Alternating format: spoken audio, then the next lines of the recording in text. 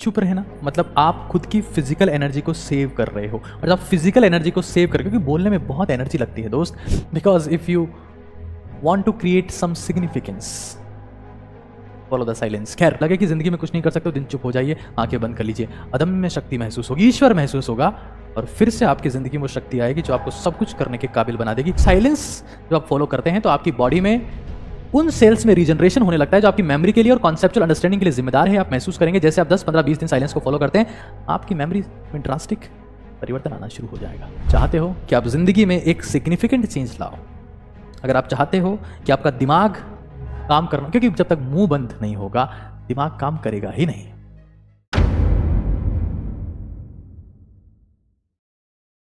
ईश्वर के करीब जाना, अगर आप चाहते हैं कि ईश्वर की कृपा आपके ऊपर होना लगे, जिंदगी में चमत्कार होने लगे, जो आप चाहें वो मिलने लगे, साइलेंट, ज्यादातर समय चुप रहने का अभ्यास करिए, क्योंकि ये सक्सेस की शर्त है। Be silent. और चुप रहने का मतलब सिर्फ साउंड प्रोड्यूस ना करने से नहीं है। चुप रहने का मतलब यह है कि मैं फोन के ऊपर भी पंचायती नहीं करूंगा, मैं कॉलिंग भी नहीं करूंगा, मैं चुप रहूंगा, मैं सोचूंगा, मैं ऑब्जर्व करूंगा कि हो क्या रहा है, मुझे करना क्या है। प्लानिंग का हिस्सा है चुप रहना। हमें यह समझ लेना है, क्योंकि चुप रहना मतलब आप खुद की फिजिकल एनर्जी को सेव कर रहे हो, और जब आप फिजिकल एनर्जी को सेव कर, क्योंकि बोलने में बहुत एनर्जी लगती है दोस्त, तो आपकी मेंटल और आपकी स्पिरिचुअल और आपकी सेक्सुअल सारी एनर्जी बढ़ती। लेकिन आप कुछ ना कुछ बोल देते हो, घर में बहस शुरू हो जाती है, बकवास शुरू हो जाती है, बैर शुरू हो जाता है, लड़ाइयाँ शुरू हो जाती है, क्योंकि इस दुनिया में 99% समस्याओं का समाधान चुप रहकर किया जा सकता है। वर्ड फास्टिंग, शब्दों को विराम दो, क्योंकि एक कहावत है, मैं आपको बताता हूं, एक कहावत है,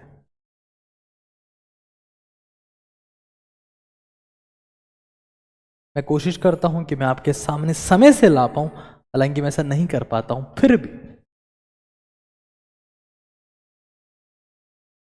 because if you want to create some significance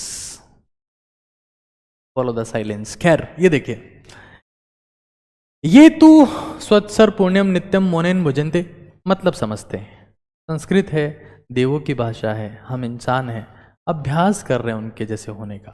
देखते, whoever कैन रिमेन साइलेंट, जो भी चुप रह सकता है हर एक दिन पूरे साल के लिए, ये हजारों सालों तक स्वर्ग में पूजा प्रार्थना करने से बेहतर है। Follow the silence.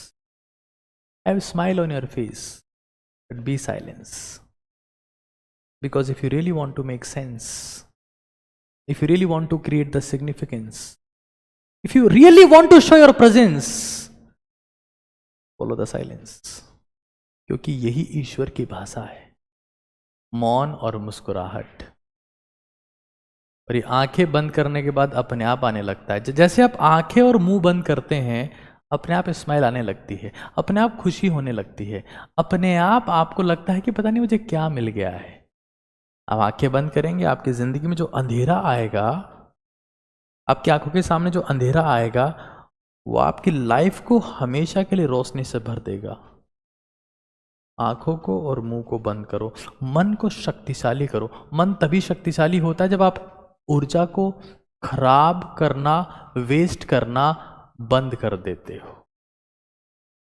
मन परेशान हो जाता है, मन कपकपाने लगता है, बेचैनी होने लगती है। फोन देख रहे हो 2 घंटे से, बोले जा रहे हो 3 घंटे से, मन बेचैन होगा, मन की शक्ति कमजोर हो जाएगी, दृढ़ संकल्पता कमजोर हो जाएगी, और आपको महसूस होगा कि आप बहुत कमजोर इंसान हैं, आप जिंदगी में कुछ नहीं कर सकते। जब आपको लगे कि जिंदगी में कुछ नहीं कर सकते, तो दिन चुप हो जाइए, आंखें बंद कर लीजिए, अदम्य शक्ति महसूस होगी, ईश्वर महसूस होगा, और फिर से आपकी जिंदगी में वो शक्ति आएगी जो आपको सब कुछ करने के काबिल बना देगी। ये मेरा वादा है, but follow it, that is very important. क्योंकि आप अगर ये नहीं करेंगे, एक और चीज मैं आपको बता देता हूं जो बहुत इंपॉर्टेंट, तो मौन को इंसान धारण करता है, इसको मौन व्रत कहते हैं, यानी चुप रहना। जो आवश्यक है जिंदगी में एक्सीलेंस हासिल करने के लिए, सिद्धि हासिल करने के लिए, और सिद्धि के बाद प्रसिद्धि, प्रसिद्धि तो सिद्धि की दीवानी है। आज हमारे में से हर एक इंसान अपनी लाइफ में प्रसिद्ध होना चाहता है।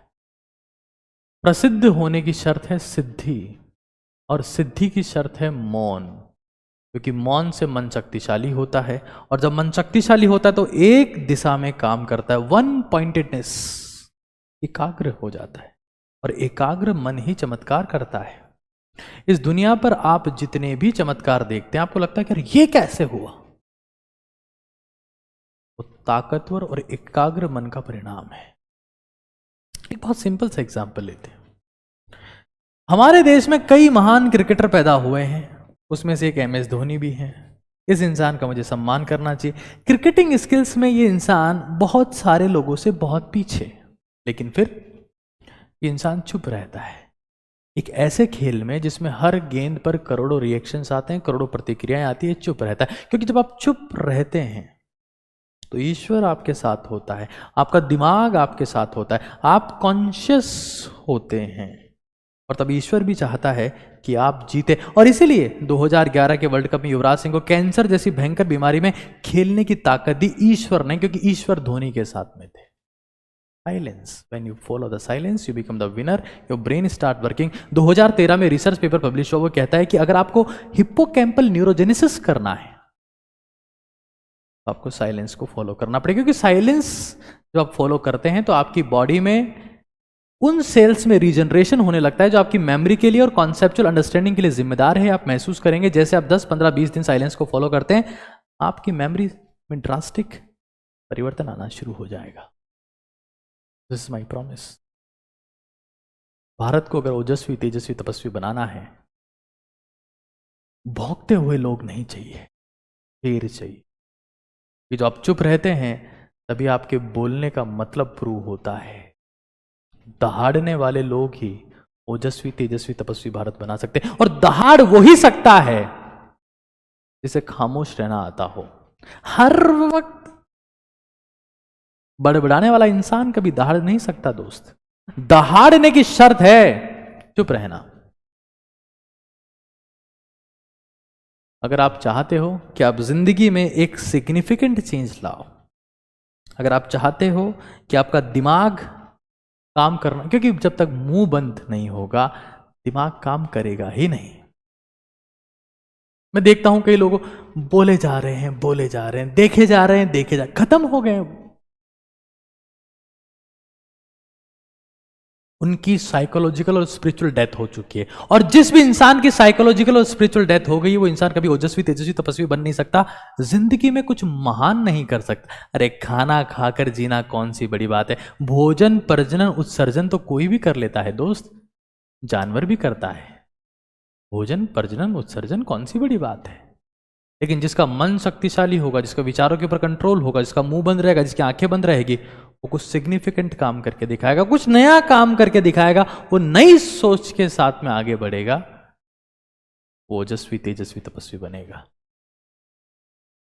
आगे देखते हैं, क्योंकि एक बहुत सिंपल एग्जांपल, मैं सिर्फ इतना जानता हूं कि कोई अगर ऐसा कहे कि दुनिया में कौन सी ऐसी क्रिया है जिससे हम बहुत शांत हो सकते हैं, सारे सवालों के जवाब मिल सकते हैं, ईश्वर की भक्ति हो सकती है, ईश्वर प्रसन्न हो सकता है, हमारी जिंदगी के सारे काम हो सकते हैं, एकमात्र क्रिया है जो आपको ईश्वर के करीब ले आती है, उसका नाम है मौन।